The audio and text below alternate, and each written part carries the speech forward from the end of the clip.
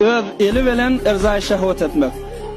Danışmentlerin revanşinaslan aydışına göre her bir oğlan iki şoňa mubtala bolýan bolsa, şonna innam titremek geler. Hükmen hem ýaşlygyny hem garryanyna. Eli titremek däni innam zany, kullan titremek elinna aýagyna tapylar. Horlanmak, lagary annam hükmen geler. Hem işe görsen yalta hiç işe yaraman yatallan berdi bolar.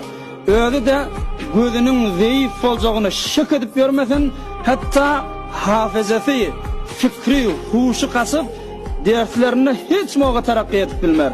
Son zihnini kullan dargadyp nabud etýän zady.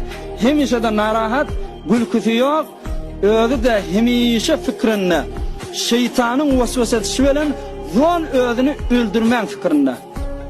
Hatta hudkuşyla özüni daratma, özüni owatlama, şol atla şoň fikrine aýlanýar.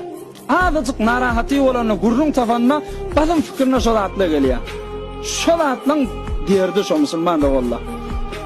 Hatta inki bidiriktirin berýän zeyany bir jawan oglan eke şu meselek mubtala bolýan bolsa, izdivaj edenden soňram wezayif zina şuýuny başarmaýar. O ondan sonra zinanası ondan yığrenip, teneffür edip, gol, vurşo, cedil cengalla ve ahirde de talağa çekýän meselelerin birisi. Ahirette de yanka edişimiz ýalak bir näçe adamlaryň elleri çiş, hamile bolup, hukku bolup durjak. Ulamalarň aýdyşyna görä öz eli bilen izdivaj ederler. We hatta Hudaý Taala 7 neferden kıyamet gününe ol bir gün iki hemmekiş Allah Taalaga muhtaç bolup, hatta peýgamberlere selli wa nefsi dipden Hudaýa ýalwaryp duran wagtynda Hudaý Taala 7 neferden ýüze gurup ýok bolýak. Birisi şo ýanky haram istimnaga mubtala bolan jawalla we nowjawalla.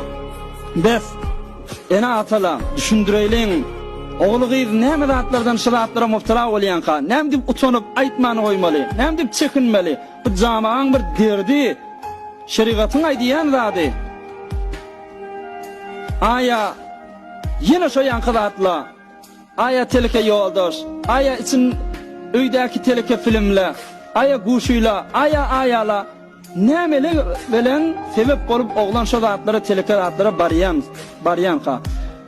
Şu mawratlarda da gaw ýazylan kitaplar bardyr. Bir moga ilaj etsek bolsa, rahat suratda şu bidirek hafa işi özünden aýyrjak bolsa, gawy dermanlary ýazgylar inşallah kitaplar alyp dan okuýaryň. Ya Hamido ya Ba'is behtirin duaty. Ya Hamido ya Ba'is. Birde oglan bidirekdäni gylyklara, teleke zatlara barýan bolsa, el-qawiyyul matin. Bidirek hafasulara, toylarda her formal gelişlerine eger ata ene alqazık bolsa behtirin duasy el-qawiyyul matin günne täretlize borup 10 ýa-da bir liwan suwa okuýmaly. Oglan